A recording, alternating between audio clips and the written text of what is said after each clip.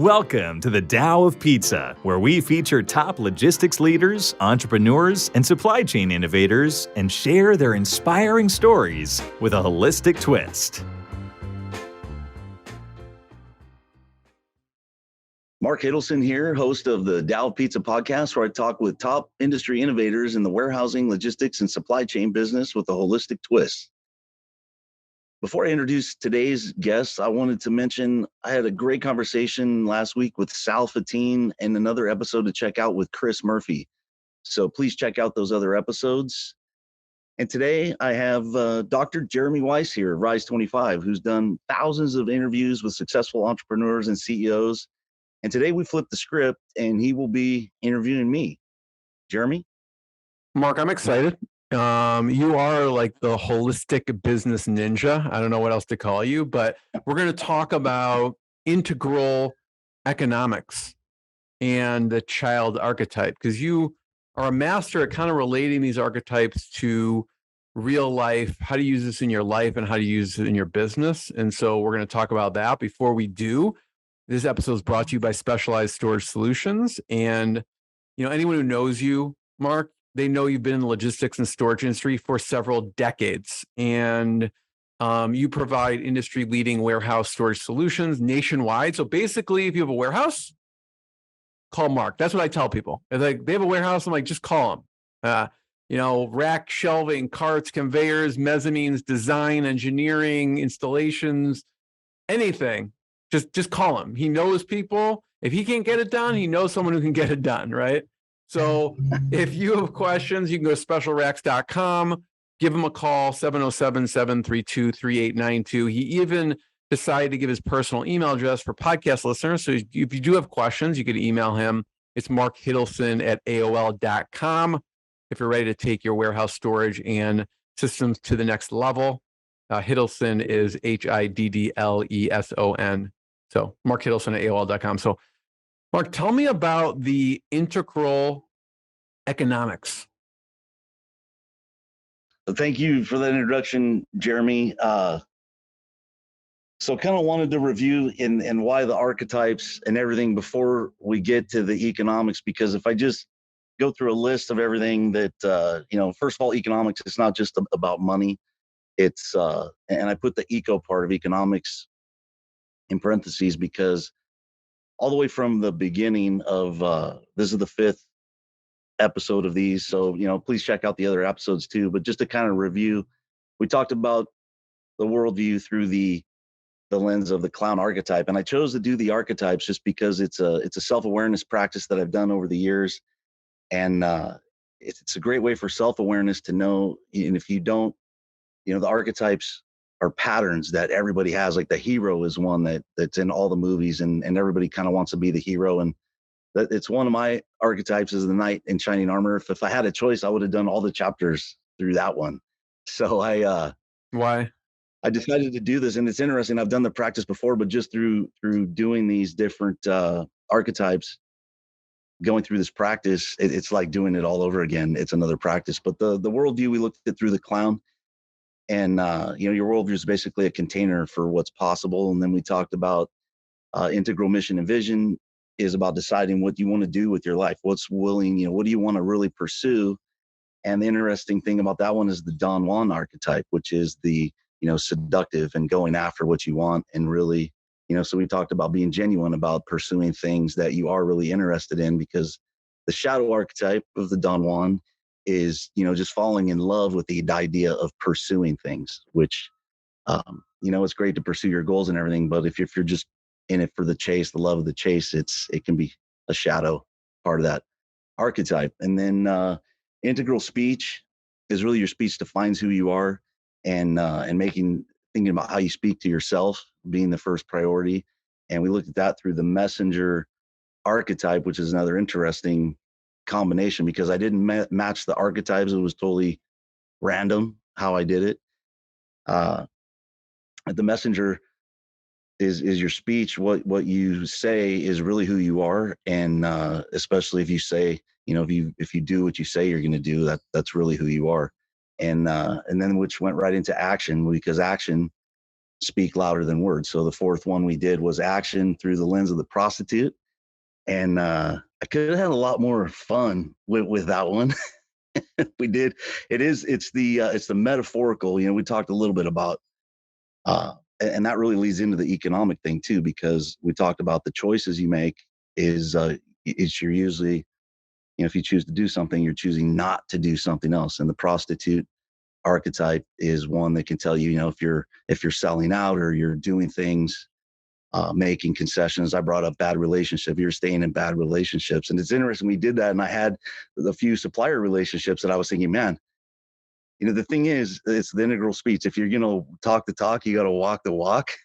So this podcast has been a great review for me because I looked at, it's like, am I going to roll up my sleeve with these relationships, or am I going to cut the cord? Because you can get comfortable with certain, suppliers, and even though things aren't going well.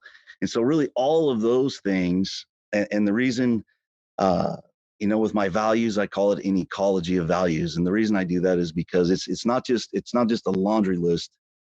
Same thing with the archetypes. It's not just a list that's kind of cobbled together. They all interact with each other.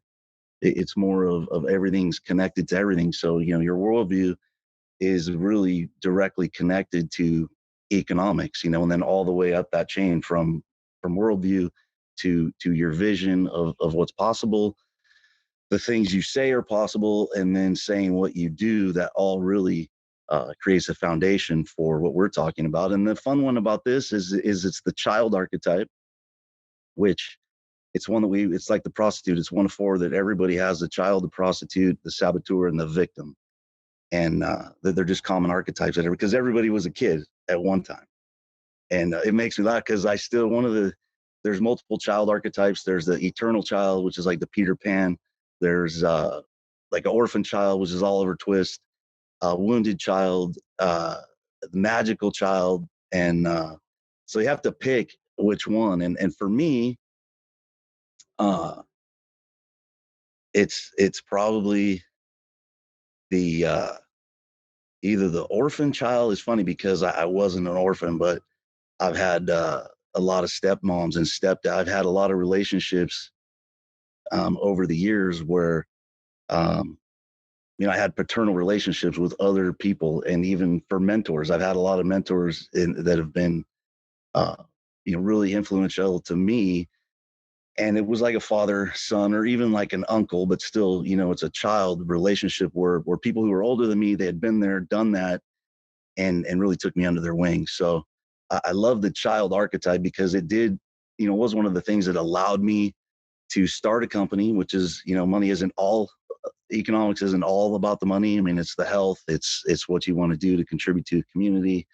It's having the time that you want to spend to do the things you love, spend time with the people you want to spend time with. So, but those mentors have taught me all those things. It was from like, for me being like learning, and the child with the child archetype comes that curiosity and wanting to learn new things. And then kind of back to the worldview, the child worldview is wide open. And so that's one of the things I think for creating economics, to look at it through the lens of the child is can be a lot of fun. You mentioned mentors, and one thing I learned from you is it's always good to have lots of mentors in your life. Who are some of your mentors throughout the years? So I just I mentioned the interview with Sal Fatine, and one of his best friends was Ron Mikas, and then he passed away probably about 10 years ago. And he introduced me to Sal. They were best friends. And he was really kind of a gruff guy, talk about, and I was kind of the orphan, and Ron would pick up orphans. So that was the orphan child because there were a lot of other guys besides me that I'm friends with. Carlos Vega, he has a company like mine in Southern California. They specialize more in conveyors and stuff like that. Ed Apodaca is another. We're all kind of nephews. We call him Uncle Ronnie of Ron. And so I interviewed Sal, and I had a chance to ask him some questions, but I said, how did you guys get to become such great friends? And he said, well, we worked together. back in the early 80s. And it used to be a contest to see who would be there first in the morning to make coffee. And it gives me chills because, I've had mentors tell me, several different ways, but it's basically like the difference between the leaders, the people, the superstars, and the ones who are just average. It's like it's an extra half hour a day. And so those guys, it's stuff like that where they got there early. Said back then, I love it about this because back then we used to smoke cigarettes. Guess it was the 80s. So I just saw this visual of Ron and Sal, and they're drinking coffee and smoking cigarettes, and they wanted to be there, right? I mean, they're not like trudging into work. They're there because they knew could create solutions together. They wanted to be creative. And it was funny. He said the owner of the company always wanted to be first, but he could rarely beat those two because they were always there first. And then both those guys, within 3 to 5 years of that job, ended up starting their own companies and thriving. But those two great mentors, and that was a great story that that Sal shared with me, and I'm really grateful for that because I haven't been the first guy. I'm not the first guy to the coffee, but I show up. I show up. People know me because I'm there to print out the name tags. I'm there to greet people at the door. I'm there to take roll or whatever. But just playing that extra role to serve a community. One of the things you think about, I know, are, how is it important to set high end limits? Like when's enough, and how to think about those things. Yeah, that's a great, it's a great point. And I've heard this, there's a lot of different ways, but the saying that money doesn't buy happiness is a tough one because people say, well, look, it's easy for you to say, if you have a certain amount of money. And, most people will tell you if they were unhappy when they didn't have money, when they got money, they were still unhappy, and it was something else. And there is, it's human nature just to want more. And it's just the feeling you have right now is just going to be the same. It's just going to be, you'll be happy about different stuff, or you'll be complaining about different stuff. But setting a high end limit, it really sets you free.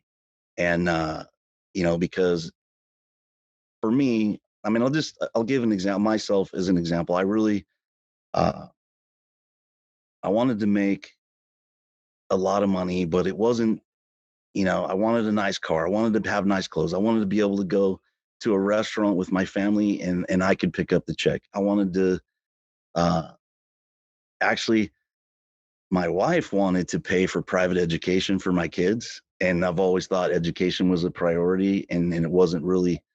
My mom was a public school teacher, so I always stood up for it. But I thought, man, if you're going to invest your money somewhere, invest it in your kids' education. So I want to be able to pay for their school, have a nice house. So, for me, I looked at how much, and then there's formulas you can use too to go. And also, I want to retire in my 50s. And the thing is, funny now that I'm in my 50s, I'm having so much fun.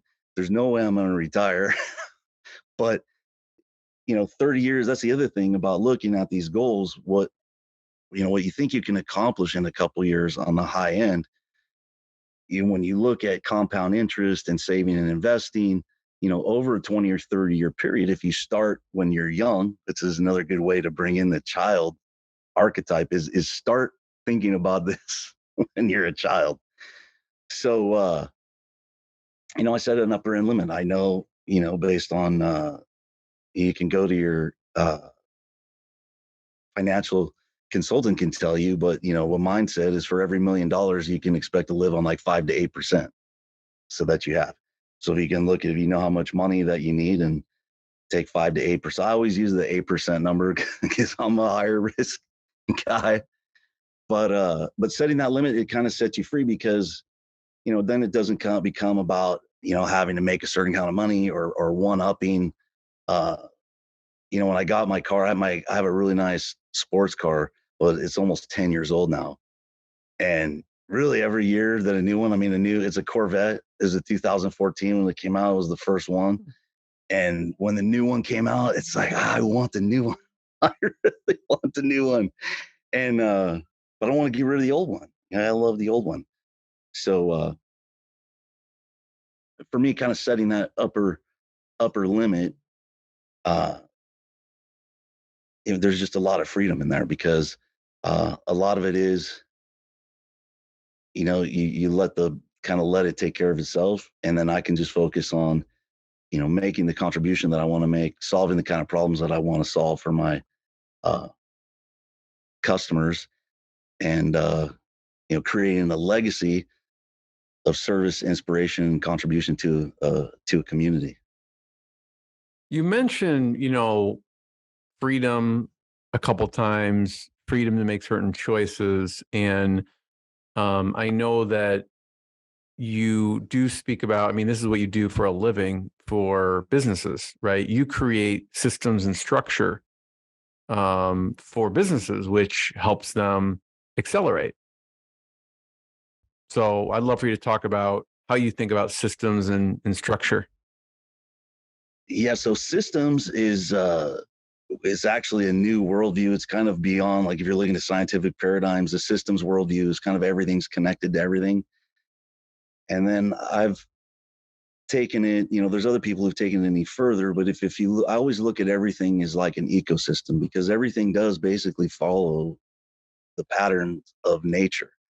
And I have created, it's funny, some of them is to go off and name them, but I've created a lot of systems, just the way I keep my calendar, the way I stay in touch with people, the way I follow up.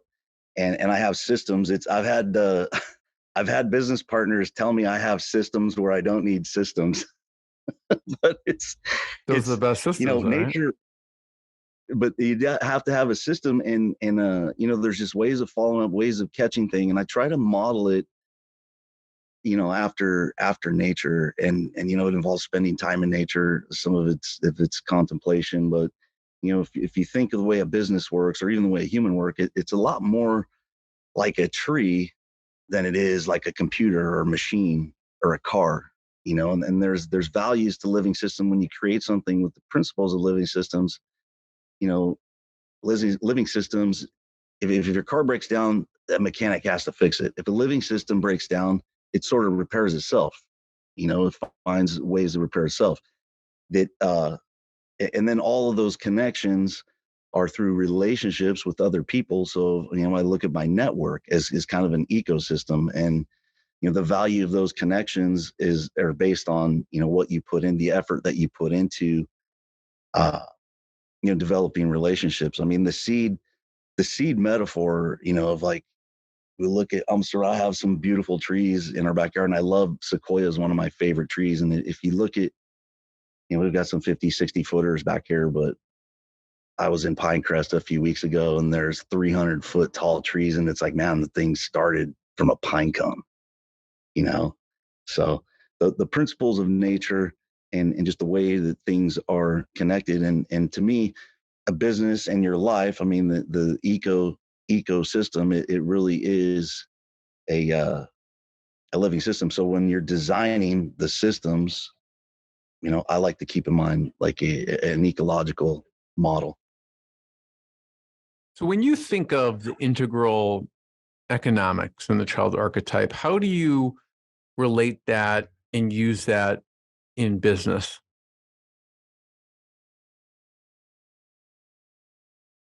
So in relationships, self-awareness is, one of the most important things that you can have, because you're being honest about what you're bringing to a relationship. And for me, business is always um, about relationships. And I think the one of the most important things about economics, I think, that isn't being taught in schools. Everybody my age, and it's kind of starting to change. But people have been complaining about it for at least 20 or 30 years. I know, but the education we got said, hey, go to school, get a good job, work till you're 65, and retire by the time you're old enough not to enjoy any of the stuff you want to do, and you probably won't have enough money.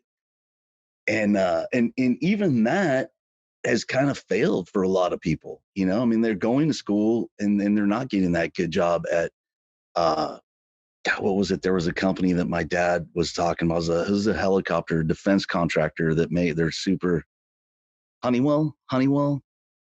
He almost went to work for Honeywell when he graduated. And those jobs, you know, and then even if you do, you know, to me, the way to create financial freedom is really through owning your own company. And there was something I learned at a very young age.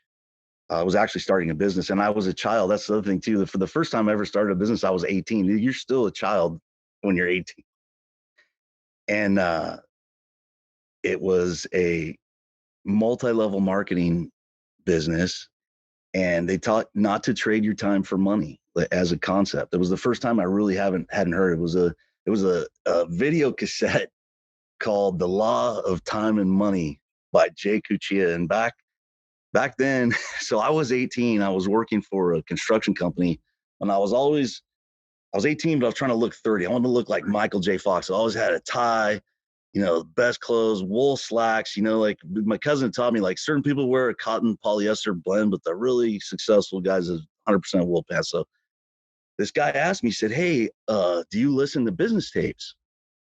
And I was thinking to myself, like, what the fuck is a business tape? Like, I was like, well, yeah, of course I do. So the guy, he owned like a landscape company, and he was one of our vendors, and he was kind of a cool guy and gregarious guy. And I was like, well, yeah, I listen to business tapes.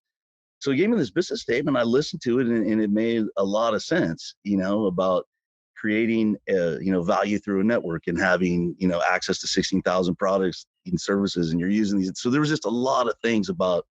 They used to draw circles, and it was like, you know, McDonald's. Ray Kroc didn't invent the hamburger; he invented the franchise, right? Which is kind of the whole idea of duplication, and so that training, it's funny, that training, I didn't, and I thought immediately, you know, I got into Amway, I immediately sponsored like 5 people right off the bat. I'll be like a Diamond Direct distributor by the time I'm 21 years old. So I had it, but that pattern and the things, I mean, I'd like to say more about the law of time and money. I took a weekend course with you about that, didn't I? We We talked talked about about it for not trading sure. time. Yeah. Yeah, not trading time for money, and there's just some principles that was like, well, how do you do that? You know, the way as I've done it, you know, in our business, there's so many different products we could represent, and every time I got a new job, I got specialized knowledge about that application, and I found like the go-to person about it because, you know, I wanted to get the order, I wanted to be the best for my client. So I would make, I mean, that's again doing the few extra things. I mean, that's what Sal and Ron were talking about coffee, right? They weren't talking about politics or, you know, what. Well, they might have been talking about what they did on Friday night because those guys did like to party. But I'll bet you they were finding out creative ways to solve problems. And so I just always look for, you know, who are the people who can teach me this. I want to be a sponge. I want to find, you know, the gifted professionals. Every industry has, you know, people who do it for a living, and then there's the gifted professionals. So my goal, whether it was going to industry conferences or like I said, if I had a project, if I didn't know, and I had clients tell me that they gave me an order and they said it's not because you knew more than the other guy. I could just tell you cared, and you were asking all these, and you didn't have all the answers, but you were always willing to do the homework. Um, so that's one way. You know, if you're always better, if you're always learning a new skill, you're making a contribution. You're able to solve problems, you know, quicker. Not just that, you're developing these relationships that even if you can't solve the problems, you've built a network around you who can help you solve those problems. Uh, I gotta stop, and there's 3 more things I want to say about the law of time and money. So if I mess it up, but I have to, because your introduction it reminded me that this happened to me. You said Mark could get it done, and you know, no matter where it is, and I was like, oh yeah, that seems like a good one. But we had a situation this week where, or it was actually last week. I moved a customer from San Diego to South Carolina, Charleston, South Carolina, and we'd put their system in San Diego. And they weren't really a warehouse. It was kind of, and you're seeing this happen quite a bit where a company, they weren't really a warehouse, but now just the way business is changing and there's so much direct to consumer, wait, people have to adjust. So people who are used to, working like a retail environment, or, they order it and then it's drop ship, or they're doing a lot more direct orders. So we built this little system, and we said, we're going to tear it down. We want to ship it by Wednesday, and then we'll install it next week. Well, we got there and they didn't have their stuff off the shelves. And she said, well, you're going to finish Wednesday. And I go, yeah, we're going to finish Wednesday, but we're going to tear the whole thing down today. We'll package it up on Tuesday. And then I have Wednesday as a buffer day for loading trucks. So, first of all, is clearing up those communication issues. And that happens a lot in our business. But shipping stuff to the West Coast usually takes about a week. And now with supply chain, no one's guaranteeing anything within like 10 days. Well, this stuff showed up in like 2 days. And the person I had on the other end, I said, hey, okay, the stuff showed up yesterday and this was Friday. And when can you install it next week? And he waits till late Friday and says, oh man, I'm sorry. We had something happen with our schedule. I'm not going to be able to do that job next week. So now it's Friday, late. I've committed to a job on the East Coast. It's already 6 or 7 o'clock on the East Coast by now. But I remembered seeing an email where a friend of mine opened a division in North Carolina. So I'm like, okay, dialing for dollars, Hiddleson, start calling.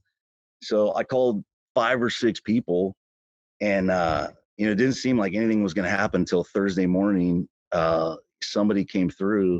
I mean, I had a bunch of people come through that could have done this, but somebody came through and they could do the job Friday afternoon.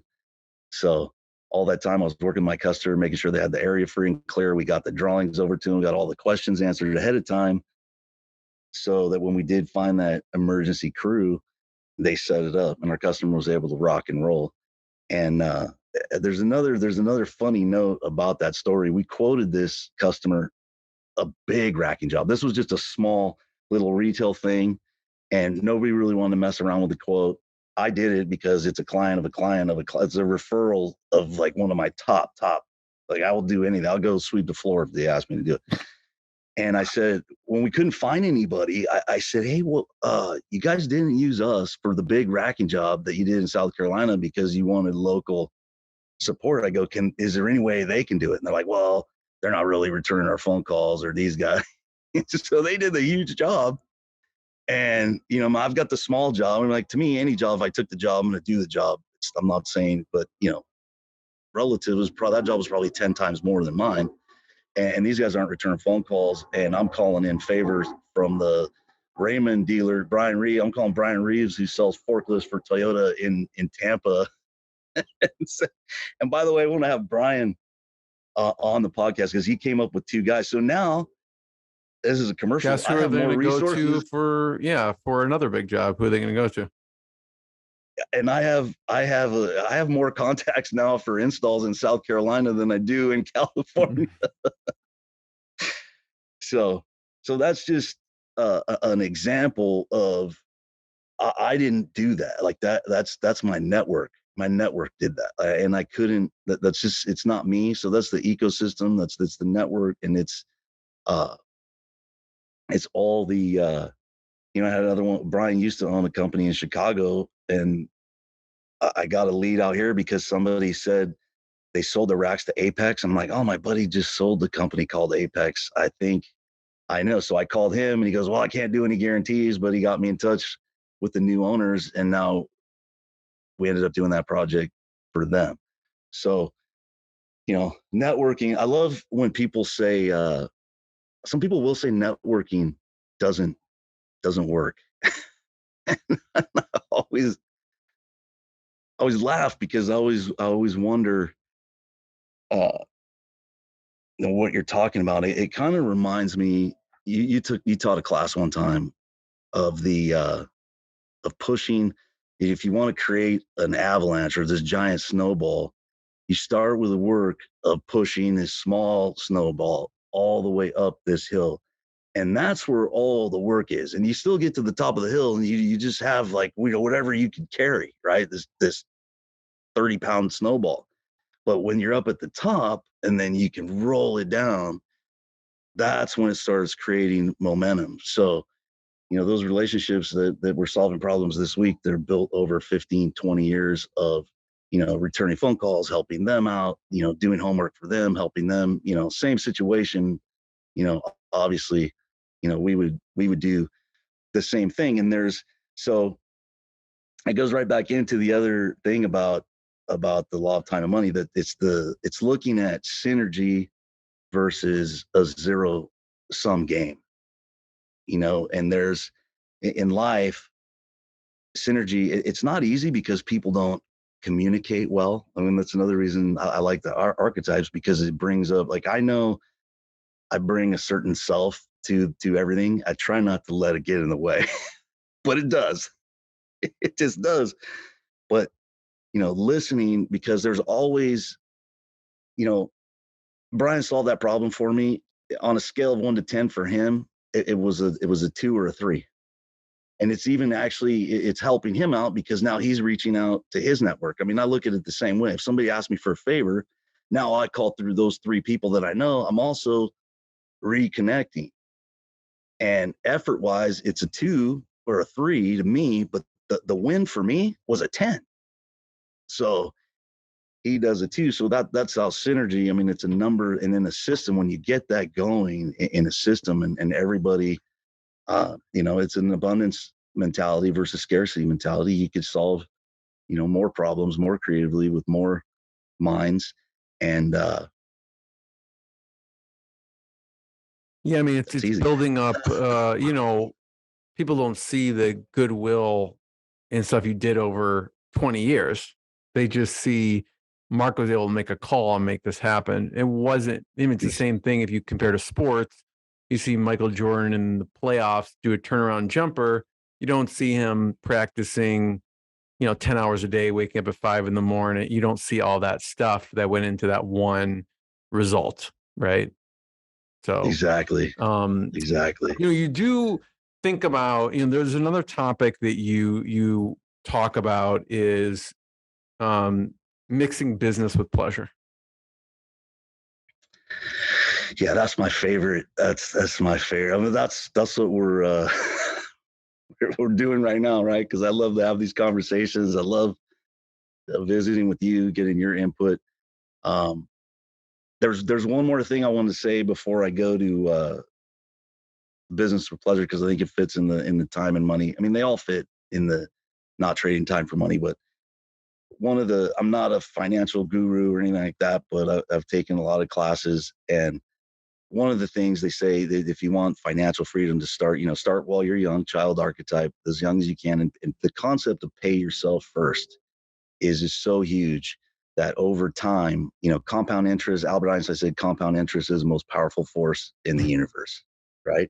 And so, you invest and forget. I got into a phase where I had a boss and we were doing investors business daily. And I was learning how to invest in stocks, and I was spending all this time. And I was like, man, all this time I spent in stocks, if I spend this much time learning about conveyors, dock equipment, dock boards, calling other people, like, I can make so much more money. So I read 2 books on it, and I kind of just, invest, but the concept of just having to disappear before you even see the money is gonna, that's that same thing of pushing the snowball up the hill. It's just the same concept of developing the relationships. And but mixing business with play, and that's no fun. So that's why I wanted to get that out of the way. It actually is fun in 20 years when you look back and you've been doing that for 20 years, because I don't look at it all the time. I mean, because I'm busy running my business. Like, I know I got to make a certain amount. That stuff just goes in there.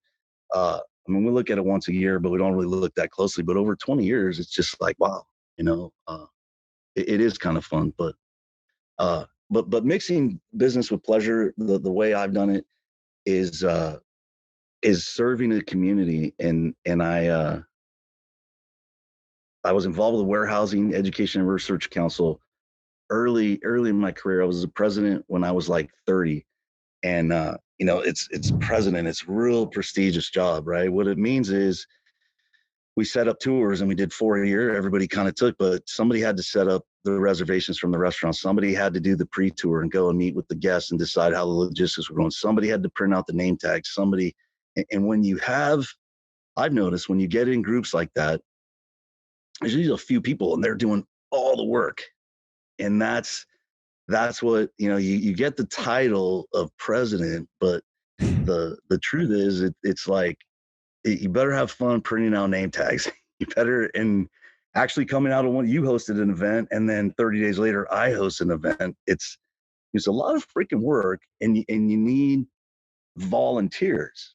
And so that warehouse education research group that I was with, the Northern California Council, it was 6 people. They all wanted to serve. They all were rolling up their sleeves. If you asked for something, and it was funny. The first year I was president, I was like 31, 30. I was young. And the first thing I had to do as president, I had to ask somebody who was on the board. They had been on the board for 2 years, had never hosted an event, had never printed out one neighbor, had never went early to do signups or, anything. And one of my great mentors, Ray Wilkins, said, "So you got to call this guy and tell him he's not on the board anymore." I was like, "God, I thought this isn't mixing business with pleasure." So that was one of those childs where I had a father figure tell me I had to do something, and then it wasn't easy, but we had the conversation. And it's funny, I didn't even think I was doing. I mean, I was doing it because I wanted to. That's the other thing. I wanted to serve that community, because I saw what it was doing for customers. I had customers go on tours. And you're a host of what we used to find, the people had the really like a lot of the jobs we do, it's just, 20 sections of rack in a freezer. I mean, it's pretty awesome if you've never seen it before. But, sometimes there's like 3-story conveyors and automatically sorts it, at night, and everything comes back and it's barcodes and RFID. So we try to find those, rack supported buildings that there's no people or forklift or anything, and just automatic, everything happens and it just shoots the pallet out like a Pez machine. We got some really great tours, and for me, you making a few extra phone calls to set up a restaurant, a dinner, and then, and just split. Like I said, we split up the work, and that's what made it awesome, So I think if anybody is really like that really skyrocketed my career, because those guys, they knew, if they know they could count on you to do the name tags, they know they could count on you to do their project. It's kind of it's an action, and those relationships. I had Michael McKitka on, who's the president of the National Warehousing Education Research Council, and all those people that we would meet. Then when you would go to the national conference, it wouldn't just be the California board; it would be all the boards. So that effort, you're not trading your time for money. Really, you're working for free. Like, they weren't paying me to do the name tags, but in the long run, it's priceless. And then it's friendships, because we spilled spaghetti on those name tags. We and I've just always looked for other. MHI does ProMat in Chicago. I met with you one time. You joined me for a dinner. I hosted some of my clients and suppliers. What was that place called? Gordon's or Gilbert's, or started with a G. Oh, I know what you're talking about. Yes, I can't think of the name right now. It was on Rush Street, and it was a steakhouse, and it had the big Gibson's Steakhouse. Gibson's, Yep. yeah, Gibson's. So that's mixing business with pleasure. I mean, that was the CFO of Michelle Powers. She's the CFO of Sierra Pacific. AG Melendez, Matt Burke. I just talked to Matt today. He's scheduled to go on the podcast. All these guys have started companies, owned companies, the CFO of multiple companies. And we were there to learn. We toured ProMat, the largest material handling show in the world. Probably some of the exhibits are over $1 million to put together of these conveyor systems. Wow. So it's fun. You go there, but you're learning and making new contact. I mean, this podcast wouldn't have happened if you didn't go to that dinner at Gibson's. That's about 5 years ago, I think, wasn't it? It's been a while. I mean, COVID years, it's like 12 years. Yeah, it seems like forever ago. Yeah.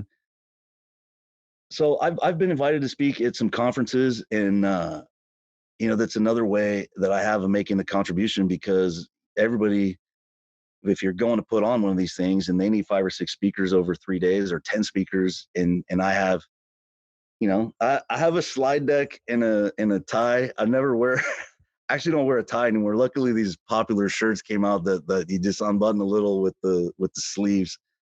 But I have a sport coat, and I love it. You know, you go and do a 20-minute presentation on something that they want. You know, I've done them on innovation. I've done it on um, rack safety and maintenance. A lot of different thing, and it's fun. You know, it's a little bit of pressure. And the funny thing is, you know, if you speak, you're kind of putting yourself on the line, so you open yourself up to a little bit of abuse from the crowd. So you always get to connect with people that heard, and you know, most people are really flattering about it and stuff. But if you know people there, they'll be sure to come and find you and tell you where you made a mistake. Then you get to say hi. Marco, the last thing I want to talk about is, and thanks for going through that, the business and pleasure, and also talking about the law of time and money. But I wanted to just talk about you have a mission. One of your missions is to kind of around rituals and creating rituals. So I wanted you to just talk about that. Yeah. So I think ritual is important. I have a morning ritual, and I've had it for, you know, probably 20 years. So I've added on to it, and it's some of the things I've shared with coaching clients or other business clients. I don't talk about it a lot because it's personal, but I appreciate you asking me about it because it is really vital to, and what it really kind of goes back to with economics, it can be really stressful. I mean, you know, I'm talking about setting a high end limit and not trading your time for money, and you know, some of that stuff like cold calling or introducing yourself to people, or giving speeches for that matter. I mean, that's the kind of stuff that it wigs most people out, you know. And it's kind of, uh I don't know which archetype it is with me, but I love that thrill. uh you know, I want to put myself out there. And I'm also, you know, with the ritual is about creating the space for myself to take care of myself first. And that's why I do it in the morning. It's like pay yourself first. And usually start with gratitude. You know, I usually wake up, and I always think about how much sleep, you know, I've added sleep. So I've added sleep. So the first thing I wake up, I think about my dreams, because that's another thing they say, if you think about your dreams. It's funny. I had some wacky dreams yesterday. I was at a cold storage, cold storage plant on the roof. And I'm like, what am I doing up here? But I have some meditation rituals, but I do it in the morning, and it's mainly about gratitude and just thinking about the simple things that I'm thankful for. And and I also, you know, by the time I get to my office, I write a few things down, and just simple stuff, you know, my pencils, my books, my computer. But I've got a meditation practice that is, I call it basic practice. And then sometimes if I'm in a really intense, uh, like I'm in right now, I'm in a 90-day kind of intensive, I add to the ritual a kata, which is it's a martial arts kata. And that's what I mean by, and I've got a few other people who do it, and I'll say, hey, I'm doing the kata this week or for this 90 days or whatever. And it's just a series of pretty simple, it's mostly Qigong. It's kind of a mixture of Qigong, Aikido, and yoga. But it's basically, you know, just getting centered and being uh, authentic, you know, and finding out because there's always something going on. Like, that's the thing about being human. There's something going on in your mind. If you slow down, there'll be some recurring things that keep coming up. And for me, that morning ritual is I can take the things that are kind of nipping at my heels. My boss used to call the alligators biting my ankles, and just slow down. And I'm not talking like, I'm not, you know, chanting mantras and dancing around. It is pretty goofy, and my kids will make fun of me for doing it. Uh, I'll do it. I'll record it and post it on one of the podcasts. I'll have me doing the integral transformative practice kata. But it's just a great way for centering, grounding, and like I said, all this stuff economics could be stressful. So I've always started with prevention, right, and making sure that I'm running my business and my business isn't running me. And the other thing that helps me do is that, and I should have said this in the beginning. I mean, this is kind of in the beginning, but, you know, I have 3 priorities before finances, and and it's related, but my spiritual growth, my health, and my family all come before my business, so if there's an opportunity for me to serve somebody who needs me, and on a family level or spiritual level or health, like, I'm going to be there, and my work's going to suffer. I mean, luckily that's the exception and not the rule, but the morning practice really helps me keep that priority, because it's easy to get twisted. I mean, it's stressful, trying to make money, trying to get all your bases covered. So that's what the ritual is about. It's about starting with balance, and then it's not balance every day. It's like balance over 90 days. Mark, no, I appreciate that. I appreciate you sharing all the stories and wisdom. I want to encourage people to check out more episodes of the podcast, and also just check out the website, specialracks.com. And as always, I appreciate you having me. Yeah, thanks, Jeremy. This has been dynamite. I really appreciate it. Fun having you. Thanks for listening to the Tao of Pizza podcast. We'll see you again next time, and be sure to click subscribe to get future episodes.